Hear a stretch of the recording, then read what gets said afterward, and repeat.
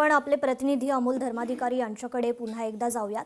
अमोल, खरं तर अजित पवारांचा जो विमान अपघात झाला त्याचा तपास आता सीआयडी कडे वर्ग करण्याची शक्यता आहे, याबद्दल काय अपडेट?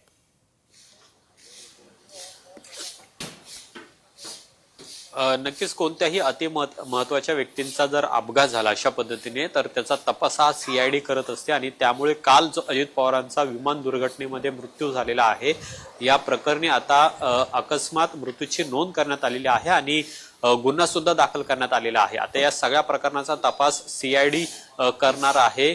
नेमका हा अपघात कशामुळे झालेला आहे याचा सुद्धा तपास सीआयडी करेल। पण अतिशय महत्त्वाची अपडेट यामध्ये समोर आलेली आहे ती म्हणजे काल जो विमान दुर्घटना घडलेली आहे ज्याच्यामध्ये राज्याचे उपमुख्यमंत्री अजित पवार यांच्यासह 5 जणांचा मृत्यू झालेला आहे, त्यामध्ये आता सीआयडी ची एंट्री झालेली आहे आणि सीआयडी आता या संपूर्ण प्रकाराचा तपास करणार आहे। नेमका आता कशा पद्धतीने तपास होतो हे सुद्धा पाहणं महत्त्वाचं असणार आहे। जी निश्चितच अमोल, खरं तर विमानाचा अपघात झाला की लक्ष असतं ते त्या विमानात असलेल्या ब्लॅक बॉक्सवर। त्या ब्लॅक बॉक्समधूनच अधिकची माहिती मिळत असते की हा अपघात कसा झाला।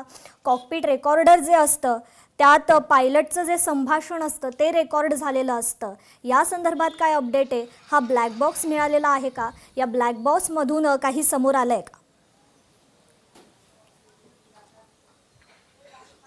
खरं तर कालच संध्याकाळी हा ब्लॅक बॉक्स फॉरेन्सिक टीमने ताब्यात घेतलेला आहे आणि त्याची सुद्धा चौकशी केली जाणार आहे।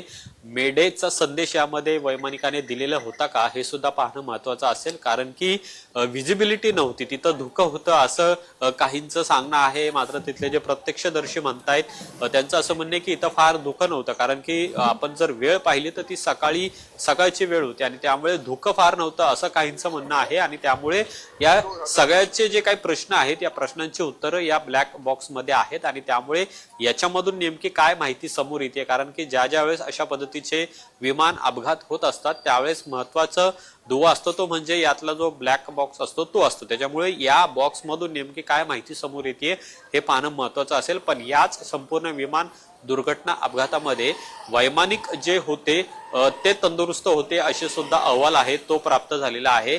त्यांच्या हेल्थ बाबत जी काय काळजी घ्यायची होती ती सगळी घेतलेली आहे। त्यांचं जे सर्टिफिकेट होतं ते सुद्धा नुकतंच 2025 म्हणजे सप्टेंबर महिन्याचं होतं, जे 2026 पर्यंत लागू होतं। 1 वर्षांचं ते सर्टिफिकेट असतं आणि त्यामुळे त्यांच्या संदर्भातली जी काय माहिती होती ती समोर आलेली आहे आणि त्याच्यामध्ये कुठेही त्रुटी आढळलेल्या नाहीयेत असं समोर आलेलं आहे। पण नेमका अमोल, मुद्दा लक्षात येतोय। लोकशाही मराठी ऐका, पहा, जागरूक रहा।